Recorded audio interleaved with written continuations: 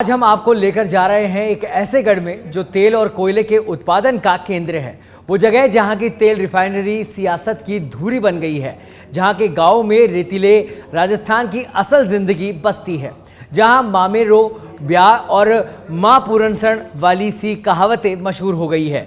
तो क्या है इस गढ़ का गढ़ा हुआ इतिहास, क्या है यहाँ की सियासत और सामाजिक पहचान? बात करेंगे हम सियासत के गढ़ में बाड़मेर की।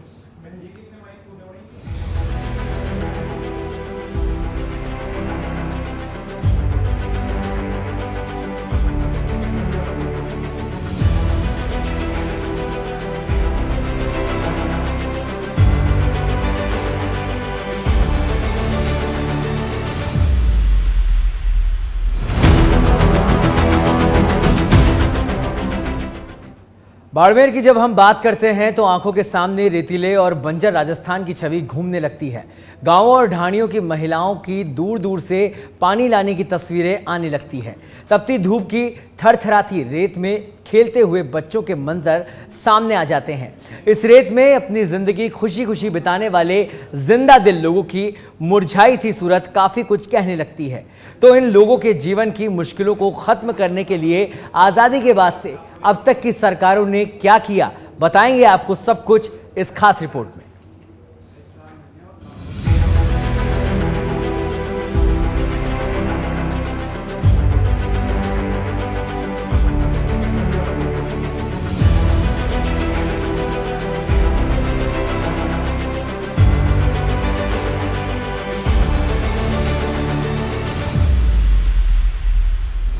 राजे रजवाड़ों की भूमि राजस्थान के कई चेहरे हैं। कहीं ये झीलों के आसमानी रंग का है, कहीं गुलाब के गुलाबी रंग का, कहीं ये आकाश के नीले रंग का है, कहीं ये पहाड़ के पथरीले रंग का है, तो कहीं ये रेत के सुनहरे रंग का है। इसे आशावादिता ही कहेंगे कि विपरीत हालातों में जीने वाले राजस्थान की हर एक स्थिति को एक रंग से भर दिया गया, जो हर मुश्किल में इंसान को जीवन जीने की कला सिखा देती है। बाड़मेर उन्हीं मुश्किलों में से एक है। बाड़मेर पूरे भारत का 5वां सबसे बड़ा जिला कहा जाता है। लगभग 28,387 वर्ग किलोमीटर क्षेत्र में फैले इस जिले में थार रेगिस्तान का हिस्सा शामिल है। इसके उत्तर में गोल्डन सिटी जैसलमेर है, तो दक्षिण में जालौर है। इसकी पूर्वी सीमा पर जोधपुर और पाली है, तो पश्चिमी सीमा पाकिस्तान को छू रही है। गर्मी के मौसम में यहाँ का तापमान 50 डिग्री सेल्सियस से भी ऊपर चला जाता है और सर्दियों में पारा गिरकर 0 से नीचे आ जाकर माइनस में चला जाता है, जिससे साफ होता है कि यहाँ जीवन जीना किसी युद्ध में खुद को जिंदा रखने जैसा है। लेकिन जहाँ मुश्किलें होती हैं, वहाँ उनसे लड़ने का जरिया भी मिल ही जाता है। और बाड़मेर का वो जरिया बनी है लूनी नदी, जो बाड़मेर की सबसे लंबी नदी कही जाती है। ये करीब 500 किलोमीटर की यात्रा कर गुजरात के कच्छ के रण में मिल जाती है और रोजगार के साधन के तौर पर यहाँ तेल की रिफाइनरी और कोयले की खानें अहम हैं, जो जिले के लोगों को रोजगार दे रहे हैं। बाड़मेर की स्थितियाँ जितनी विपरीत हैं, उतना ही चमकदार यहाँ का पर्यटन है। बाड़मेर का किला, जो 676 फीट की ऊंचाई पर पहाड़ों के बीच घिरा हुआ है, इसे देखने के लिए हजारों की संख्या में सैलानी आते रहते हैं। यहाँ 2 सबसे अहम धार्मिक स्थल हैं, और वो है पहाड़ी का सबसे ऊंचा गढ़ मंदिर, जो 1383 फुट की ऊंचाई पर है, और नागनेची माता मंदिर, जो 500 फुट पर है। इसी क्षेत्र के पास बाड़मेर के पूर्व शाही परिवार का महल भी है। बाड़मेर शुरू से ही ऊंट व्यापार का केंद्र रहा है। ये जिला शिल्प क्षेत्र में भी समृद्ध है। यहाँ लकड़ी की नक्काशी का फर्नीचर, मिट्टी के बर्तन, कपड़ों पर कांच की कढ़ाई का काम और अजरक प्रिंट का काम बड़े पैमाने पर होता है। बाड़मेर की ये कला पूरे भारत में प्रसिद्ध है। यहाँ के समाज के बाद अब यहाँ की सियासत की अगर बात करें तो बाड़मेर में 7 विधानसभा क्षेत्र है। इनमें बाड़मेर सीट से कांग्रेस के मेवाराम जैन विधायक हैं, बायतू से कांग्रेस के हरीश चौधरी, चौहटन से कांग्रेस के पद्माराम विधायक हैं, तो गुड़ामलानी से कांग्रेस के हेमाराम चौधरी, जो गहलोत सरकार में मंत्री भी हैं। पचपदरा बालोतरा, जो अब एक नया जिला बन चुका है, यहाँ से कांग्रेस के मदन प्रजापत विधायक हैं। शिव से कांग्रेस के विधायक अमीन खां और सिवाना से बीजेपी के हमीर सिंह भायल विधायक हैं। स्थिति साफ है कि बाड़मेर में कांग्रेस का दबदबा है। 7 सीटों वाले इस जिले में 6 पर कांग्रेस तो महज 1 पर ही भाजपा का विधायक है। सबसे पहले बात इस जिले की सबसे हॉट सीट बाड़मेर की करेंगे।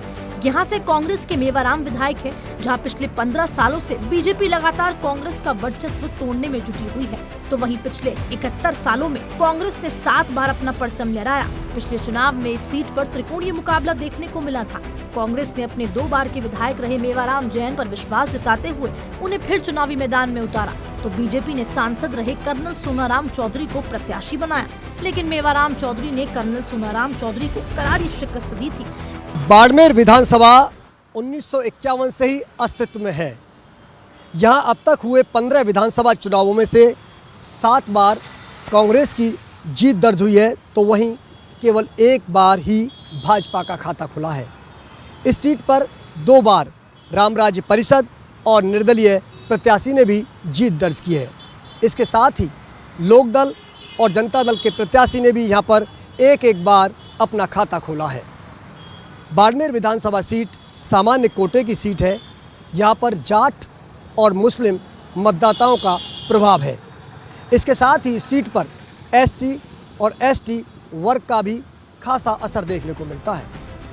बाड़मेर की सीट की सियासत जानने से पहले आपको यहाँ का चुनावी इतिहास जानना होगा। 1952 से 1957 में राम राज्य परिषद पार्टी से तन सिंह जीतकर विधानसभा पहुंचे। 1962 में निर्दलीय उमेद सिंह विधायक बने। इसके बाद 1967, 1972 और 1977 के चुनाव में लगातार कांग्रेस से वृद्धि चंद चुने गए। फिर 1980 में कांग्रेस के देवदत्त विधायक बने। फिर 1985 में लोकदल के गंगाराम चौधरी चुनाव जीते। गंगाराम ने 1990 में जनता दल से चुनाव लड़ा और जीत गए। 1993 में गंगाराम चौधरी ने निर्दलीय चुनाव लड़ा और जीत गए। फिर 1998 में कांग्रेस के वृद्धि चंद जैन ने बाजी मारी। फिर कहीं जाकर भाजपा की किस्मत खुली और 2003 में उसका विधायक बना और तगाराम चौधरी के सिर जीत का सेहरा सजा। इसके बाद से बीजेपी की किस्मत फिर सो गई और 2008 से 2018 तक लगातार कांग्रेस के मेवाराम जैन विधायक बने रहे। बाड़मेर के ये आंकड़े बता रहे हैं कि ये सीट बीजेपी की सबसे कमजोर नब्ज है। यहाँ पर कांग्रेस को बीजेपी से नहीं बल्कि निर्दलीय से चुनौतियां ज्यादा मिली हैं। आखिर यहाँ बीजेपी के लिए पांव जमाना इतना मुश्किल क्यों है कि वो 15 में से सिर्फ 1 चुनाव ही जीत पाई है। बाड़मेर विधानसभा सीट पर सबसे ज्यादा बार वृद्धि चंद जैन जीते हैं। खास बात ये है कि उन्होंने अपनी सबसे बड़ी और सबसे छोटी हार भी देखी है। बाड़मेर विधानसभा सीट पर चुनाव को लेकर कांग्रेस सरकार अपनी फ्लैगशिप योजनाओं, नेताओं और कार्यकर्ताओं के सारे अपनी जमीन तैयार करने में जुटी हुई है। तो इस सीट पर हनुमान बेनीवाल की आरएलपी समेत निर्दलीय नेता मैदान में बाजी मारने के लिए तैयार है। तो वहीं बीजेपी इस बार सीट का इतिहास बदलने की तैयारी कर रही है। बाड़मेर में इस बार किसका विधायक होगा, यह तो चुनाव नतीजों के बाद ही पता चल पाएगा। लेकिन बाड़मेर के सियासी समीकरण यह जरूर बता रहे हैं कि यहाँ पर भाजपा के लिए जीत दर्ज करना रेगिस्तान के दौरों में मिरास दिखाई देने जैसा लगता हुआ साबित हो रहा है। खैर, जीत और हार अभी भविष्य के गर्त में है, बस इंतजार है तो चुनावों का। सच बेधड़क के लिए वीडियो जर्नलिस्ट दिनेश के साथ ज्योति शर्मा और लाल सिंह फौजदार की रिपोर्ट। बाड़मेर के बाद बात करते हैं बायतू, चौहटन और गुड़ामलानी सीट की, जहां कांग्रेस के भी विधायक है। इस रिपोर्ट में खंगालेंगे यहां का चुनावी इतिहास और जानेंगे क्या है यहां के स्थानीय मुद्दे।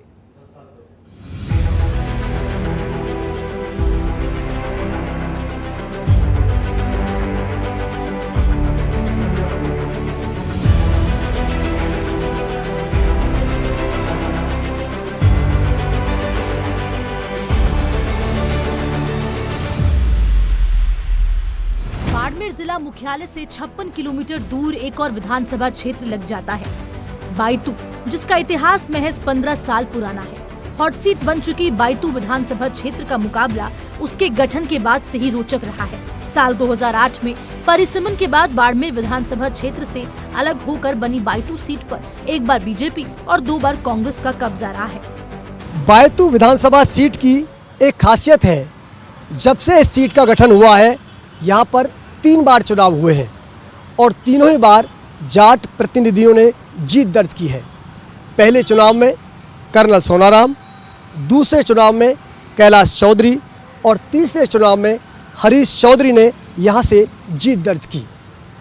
इस विधानसभा को लेकर एक मिथक और भी है, यहाँ से जो भी चुनाव लड़ता है वो दोबारा इस सीट पर चुनाव नहीं जीत पाता है। इस सीट पर चुनाव की शुरुआत होती है 2008 से। जब यहाँ से कांग्रेस के सोनाराम चौधरी जीत हासिल की और वो यहाँ के पहले विधायक चुने गए। इस चुनाव के बाद साल 2013 में कर्नल चौधरी ने फिर चुनाव लड़ा, लेकिन उन्हें भाजपा के कैलाश चौधरी के हाथों शिकस्त का सामना करना पड़ा। इस चुनाव में हार के बाद कर्नल सोनाराम चौधरी ने कांग्रेस का दामन छोड़कर बीजेपी ज्वाइन कर ली, जिसके बाद बीजेपी ने उन्हें 2014 में बाड़मेर जैसलमेर लोकसभा सीट से प्रत्याशी बनाया। चुनाव में सोनाराम चौधरी की जीत हुई और वो लोकसभा पहुंच गए। इसके बाद कांग्रेस ने 2018 के चुनाव में पूर्व सांसद रहे हरीश चौधरी को अपना उम्मीदवार बनाया, जबकि सामने एक बार फिर से बीजेपी के कैलाश चौधरी थे। हालांकि ये चुनाव त्रिकोणीय नहीं बल्कि चतुष्कोणीय हो चला था। जहां कांग्रेस और बीजेपी के उम्मीदवार चुनावी ताल ठोक ही रहे थे, तो वहीं हनुमान बेनीवाल की पार्टी ने उमेद राम बेनीवाल को चुनावी मैदान में उतार दिया। इसके अलावा मायावती की बीएसपी ने भी ताल ठोक दी थी और किशोर सिंह कानोड़ को चुनावी महासागर में उतार दिया।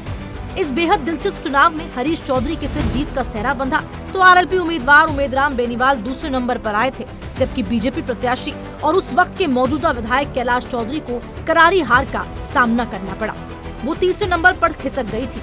इस चुनाव के बाद हरीश चौधरी को पार्टी ने जीत का तोहफा देते हुए कैबिनेट में जगह दी। हालांकि बाद में मंत्रिमंडल विस्तार से पहले हरीश चौधरी ने इस्तीफा भी दे दिया और उन्हें पंजाब कांग्रेस का प्रभारी बनाया गया। 2018 के विधानसभा चुनावों में हरीश चौधरी से शिकस्त पा चुके कैलाश चौधरी को बीजेपी ने 2019 के लोकसभा चुनाव में बाड़मेर जैसलमेर सीट से अपना प्रत्याशी बनाया। इस चुनाव में कैलाश चौधरी को जीत हासिल हुई और उन्हें केंद्र की मोदी मंत्रिमंडल में भी जगह मिली, लेकिन महज 15 साल पुराने इस सीट के इतिहास के स्थानीय मुद्दे इस चुनाव में दोनों पार्टियों को प्रभावित कर सकते हैं। बायतू के बाद अब बात करते हैं चौहटन सीट की, जहां से कांग्रेस के पद्माराम विधायक हैं। चौहटन विधानसभा क्षेत्र 1957 में अस्तित्व में आई थी। इस सीट के 67 साल के चुनावी इतिहास में 14 विधानसभा चुनाव हुए, जिनमें 8 बार कांग्रेस, 2 बार बीजेपी और 4 बार अलग अलग दलों के विधायक चुने गए। यहाँ से कांग्रेस पार्टी के वली मोहम्मद पहले विधायक चुने गए। 6 बार जीत हासिल करने वाले अब्दुल हादी ने पहले निर्दलीय चुनाव जीता था, फिर वो 1972 में कांग्रेस में शामिल हो गए।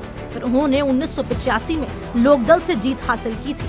इसके बाद 1990 में जनता दल से जीत हासिल की और 1998 में वे एक बार फिर कांग्रेस में आ गए।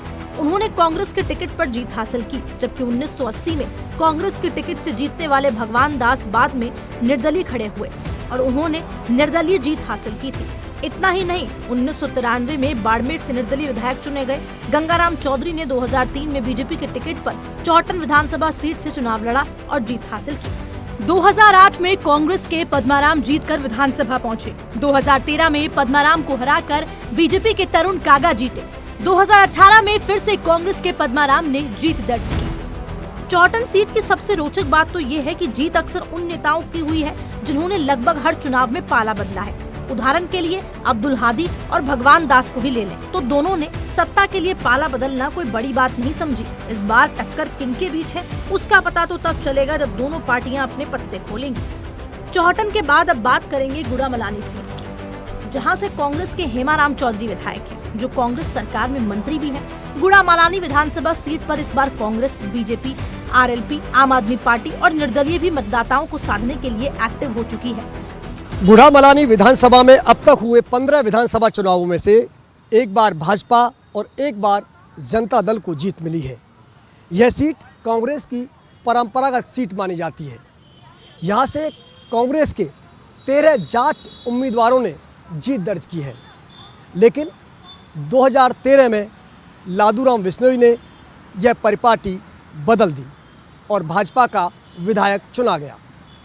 गुड़ामलानी विधानसभा सीट में सबसे अधिक जाट वोटर्स हैं और दूसरे नंबर पर बिश्नोई मतदाता आते हैं। इस सीट के चुनावी इतिहास की अगर बात करें तो गुड़ामलानी विधानसभा सीट पर 1993 का चुनाव रोचक रहा था। उस चुनाव में जोधपुर के परसाराम मदरेना चुनाव लड़ने आए थे, वो भी जातीय गणित से जीत गए। साल 1998 में हेमाराम चौधरी फिर से चुनावी मैदान में आए और उन्होंने जीत हासिल की।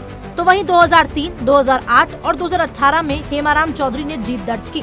1957 से 77 तक गंगाराम चौधरी कांग्रेस से जीते। फिर 1980 और 85 में हेमाराम चौधरी कांग्रेस के विधायक बने। 1990 में जनता दल की मदन कौर जीती, तो 2013 में लादूराम बिश्नोई विधायक बने। इस सीट से इस बार के चुनाव में हेमाराम चौधरी को टक्कर देने के लिए भाजपा किस चेहरे को मैदान में उतारती है और किस सीट पर कांग्रेस के वर्चस्व को तोड़ने के लिए अपना चेहरा बनाती है, ये देखने वाली बात होगी। ब्यूरो रिपोर्ट, सच बेधड़ा। बात करेंगे बालोतरा पचपदरा विधानसभा सीट की, जो अब नए जिले बने हैं। आपको बता दें बालोतरा में आती है। इसके अलावा आपको बताएंगे कि शिव और सिवाना सीट के सियासी समीकरण के बारे में देखिए ये खास रिपोर्ट।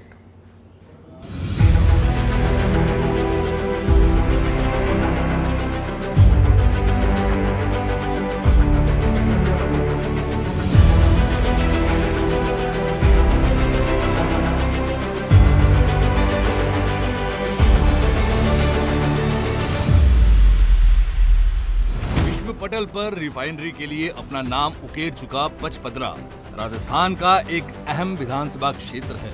इस क्षेत्र का इतिहास बेहद दिलचस्प रहा है।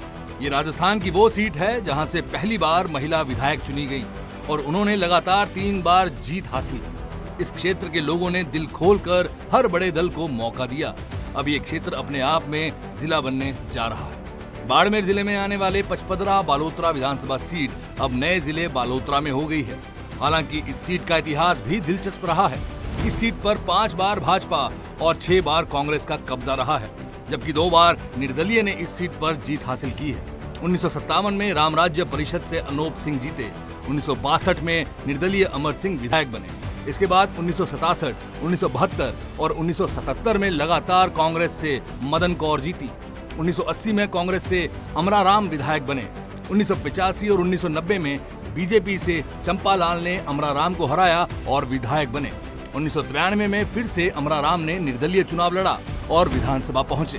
1998 और 2003 में बीजेपी से अमराराम जीते, तो वहीं 2008 में कांग्रेस से मदन प्रजापत जीते और 2013 में बीजेपी के अमराराम ने मदन प्रजापत को हरा दिया। 2018 में फिर से कांग्रेस के मदन प्रजापत विधायक बने। पचपदरा में रिफाइनरी को लेकर एक बड़ा मुद्दा छाया रहा है। 2008 में कांग्रेस की गहलोत सरकार में पचपदरा में तेल की रिफाइनरी शुरू की गई थी। अब सीएम गहलोत ये आरोप लगाते रहते हैं कि वसुंधरा सरकार में इस रिफाइनरी का काम बंद कर दिया गया था। हालांकि बीजेपी इन आरोपों को हमेशा नकारती रहती है।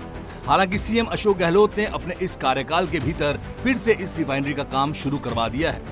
ऐसे में ये मुद्दा इस बार कांग्रेस के पक्ष में जा सकता है। दूसरा सबसे बड़ा टर्निंग पॉइंट बालोतरा को जिला बनाने के साथ आ सकता है। बालोतरा को जिला बनाने की मांग लगभग 40 साल पुरानी थी। पचपदरा विधायक मदन प्रजापत को बालोतरा को जिला बनाने का श्रेय दिया जाता है। बालोतरा को जिला बनाने के लिए मदन प्रजापत ने लगभग 1.5 साल पहले ये प्रण लिया था कि वो इस मांग के पूरे होने तक बगैर जूते चप्पलों के रहेंगे। ऐसे में अब जिला बनने के बाद कांग्रेस को इसका फायदा मिल सकता है और बीजेपी के लिए यहाँ मुश्किलें खड़ी हो सकती हैं। पचपदरा के बाद बात करेंगे शिव सीट की। पश्चिमी राजस्थान का सुदूर सरहदी विधानसभा क्षेत्र शिव चुनावी लिहाज से बेहद दिलचस्प रहा है। यहाँ जीत और हार कभी सिर्फ 9 वोटों से तय हुई, तो कभी ये आंकड़ा 32,000 तक भी पहुंचा। ये ऐसा विधानसभा क्षेत्र है जहां किसी जमाने में सियासी दलों को उम्मीदवार तक नहीं मिलते थे। जबरदस्ती घरों से उठाकर नेताओं से पर्चा भरवाया जाता था। लेकिन आज ये क्षेत्र सियासी तौर पर बेहद अहम हो गया है। पिछले 3 दशकों में यहाँ कोई भी पार्टी रिपीट नहीं हो पाई है। 1977 के बाद से ही यहाँ कभी कांग्रेस तो कभी बीजेपी जीतती आई है। हालांकि कांग्रेस के सबसे वरिष्ठ विधायकों में से एक अमीन खान यहाँ से 5 बार विधायक रह चुके हैं। अमीन खान ने 1980 में पहली बार विधायकी हासिल की थी।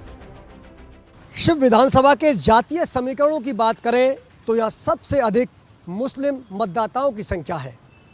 इसके बाद दूसरे नंबर पर राजपूत वोटर्स का दबदबा दिखाई देता है। हालांकि यहाँ पर अनुसूचित जाति के मतदाताओं की भी बड़ी संख्या है। इसके साथ ही जाट, चारण, पुरोहित और प्रजापति वोटर्स भी बड़ी तादाद में पाए जाते हैं।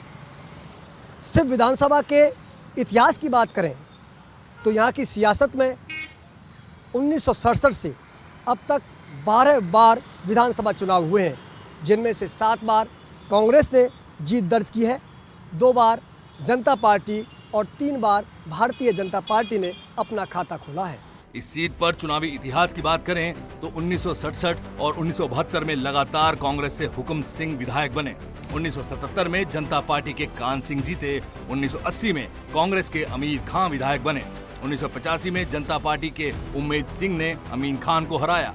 1990 में फिर से कांग्रेस के अमीन खान विधानसभा पहुंचे। 1993 में बीजेपी के हरि सिंह सोढ़ा ने अमीन खान को हरा दिया और विधायक बन गए। 1998 में फिर से अमीन खान कांग्रेस से जीते और विधानसभा पहुंचे। 2003 में बीजेपी के जालम सिंह राबलोद जीते। 2008 में कांग्रेस से अमीन खान विधानसभा पहुंचे। 2013 में बीजेपी के मानवेंद्र सिंह विधायक बने। 2018 में फिर से कांग्रेस से अमीन खान जीते। सबसे बड़ी खासियत यह है कि शिव क्षेत्र पुरुष प्रधान विधानसभा सीट कही जाती है, क्योंकि आज तक सिर्फ एक महिला उम्मीदवार गोमती देवी ने चुनावी ताल ठोकी है। हालांकि उन्हें महज 330 वोट मिले थे। इस सीट पर एक भी महिला विधायक नहीं चुनी गई है और यहां अभी तक कोई विधायक लगातार विधायकी रिपीट नहीं कर पाया है। हालांकि अमीन खान 5 बार शिव से विधायक बने, लेकिन वो कभी भी लगातार 2 बार जीत हासिल करने में कामयाब नहीं हो सके हैं। सिर्फ शिव के पहले विधायक हुकुम सिंह ये कारनामा कर चुके हैं। शिव के बाद आते हैं सिवाना सीट पर, जहां बीजेपी का एकमात्र विधायक है और वो है हमीर सिंह भायर। इस सीट पर पिछले 25 सालों से कांग्रेस यहां पर जीत की राह देख रही है। यहां की जनता ने कांग्रेस से ज्यादा दूसरे दलों को मौका दिया है। साल 2018 के चुनाव में कांग्रेस को इतनी बुरी हार का सामना करना पड़ा कि उससे 2 गुना ज्यादा वोट तो निर्दलीय को मिल गए थे और बीजेपी जीत गई थी। यहाँ के चुनावी इतिहास के बारे में बात करें तो इस सीट पर 1951 में राम राज्य परिषद से मोटाराम विधायक बने। 1962 में कांग्रेस उम्मीदवार हीराराम जीते। 1967 में स्वतंत्र पार्टी के कालूराम विधायक बने। 1972 में कांग्रेस उम्मीदवार जेसाराम विधानसभा पहुंचे। फिर 1977 में जनता पार्टी के चेनाराम ने जेसाराम को हरा दिया। 1980 में कांग्रेस से आई के धराराम जीते। 1985 में कांग्रेस के मोटाराम चुनाव जीतकर विधानसभा पहुंचे। 1990 में बीजेपी के हुकुमराम जीते। 1993 में बीजेपी के टीकम चंद कांत विधायक बने। 1998 में कांग्रेस के गोपाराम जीते। 2003 में टीकम चंद निर्दलीय लड़े और जीते। 2008 में बीजेपी के कान सिंह विधायक बने। 2013 में बीजेपी के हमीर सिंह विधायक बने। 2018 में फिर से हमीर सिंह ने चुनाव जीता और बीजेपी ने हैट्रिक लगाई। सिवाना सीट के अगर जातीय समीकरण की बात की जाए तो यहाँ करीब 18% मतदाता अनुसूचित जाति के हैं, तो वहीं करीब 9% वोटर्स एसटी वर्ग के हैं। दशकों से यह सीट एसटी वर्ग की रही है, लेकिन 2008 से यह सीट सामान्य वर्ग की हो गई। बाड़मेर जिले में एकमात्र बीजेपी की सीट पर देखना होगा कि इस बार नतीजे क्या रहते हैं। क्या भाजपा इस जंग को फतेह कर पाती है या फिर कांग्रेस के आगे घुटने टेक देगी? सच बेधड़क के लिए वीडियो जर्नलिस्ट दिनेश के साथ ज्योति शर्मा और लाल सिंह फौजदार की रिपोर्ट।